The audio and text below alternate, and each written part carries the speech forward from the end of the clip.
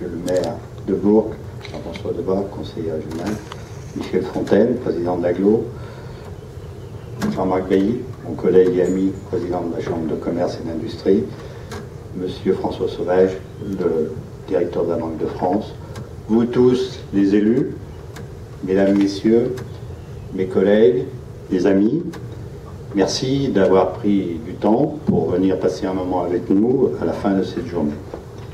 Alors, Monsieur le Préfet, au nom du ministre de l'Éducation nationale, vous venez de me remettre les insignes de chevalier de l'ordre des Palmes académiques. Tout d'abord, je vous remercie d'avoir accepté d'être le parrain de ce moment de reconnaissance à mon égard, en plus de votre emploi du temps un peu serré. J'ai souhaité que cela se fasse à la Chambre de métier de l'artisanat de l'Ain, en présence de mes collègues élus et des collaborateurs. En effet, pour moi, cette distinction est celle du secteur des métiers, qui depuis de nombreuses décennies cultive les valeurs de la transmission du savoir-faire et d'une manière indissociable les valeurs du savoir-être.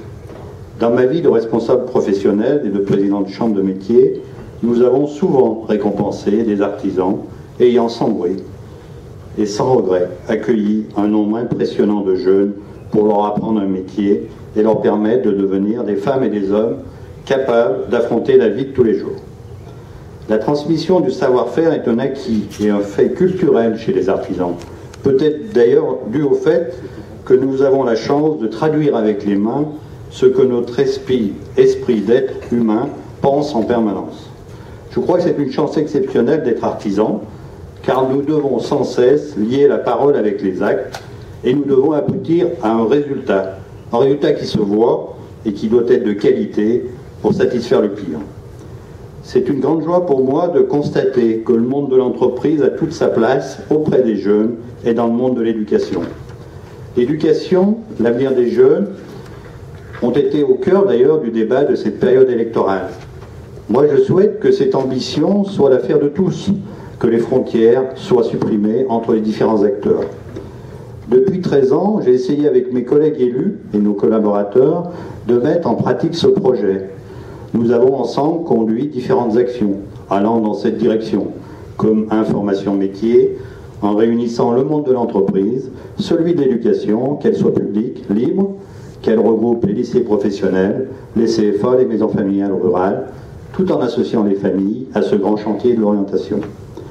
Sur ce sujet, nous n'avons pas tout réussi, et à mon grand regret, nous n'avons pas encore abouti à une idée qui m'est chère, celle d'une cité des métiers qui devrait permettre aux jeunes de découvrir concrètement la richesse des métiers. Sur ce sujet de l'orientation, il nous reste d'ailleurs encore beaucoup de travail pour supprimer les tabous, les images injustifiées des filières technologiques et faire comprendre aux jeunes et surtout aux parents que choisir cette voie conduit à la réussite professionnelle, mais aussi à la réussite humaine, car elle assure épanouissement, promotion, passion et façonne des femmes et des hommes bien dans leur peau. Permettez-moi de remercier l'ensemble des artisans porteurs de ces valeurs et acteurs de la formation initiale par l'alternance et aussi entreprises d'accueil de jeunes en formation dans les lycées professionnels. C'est 4000 jeunes actuellement qui sont accueillis dans les entreprises artisanales de l'Ain. Et remercier aussi l'ensemble des élus de la Chambre de métier qui, chacun sur leur territoire et dans leur profession, véhiculent ce message. Permettez-moi de remercier l'ensemble des collaborateurs porteurs au quotidien de ces convictions et qui jouent un rôle moteur auprès des artisans et de nos partenaires. Permettez-moi de remercier le Conseil général, son président Rachel Mazuir, Christine Guenu, qui est chargée des jeunes, le Conseil régional, représenté par Jean-François Debat, qui nous permettent, je crois, de travailler dans cette démarche sans arrière-pensée et avec une conviction partagée.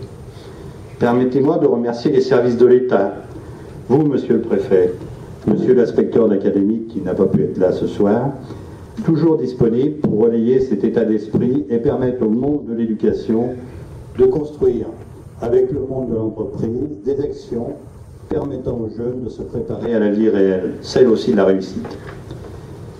Permettez-moi de remercier mes amis, pour certains présents ce soir, pour d'autres présents par la pensée, ceux qui m'autorisent à évoquer la mémoire de deux amis, Pierre Chaise et Roland Witt, disparus bien trop jeunes, et qui étaient tous les deux enseignants, passionnés et convaincus des valeurs que nous partageons ce soir.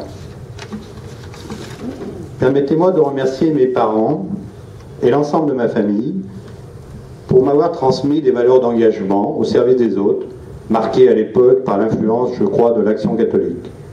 J'ai une pensée toute particulière pour mon père, fervent défenseur et bâtisseur dans les années 50 du concept des maisons familiales rurales, s'appuyant sur l'alternance et l'engagement partagé des familles, des entreprises et de l'école.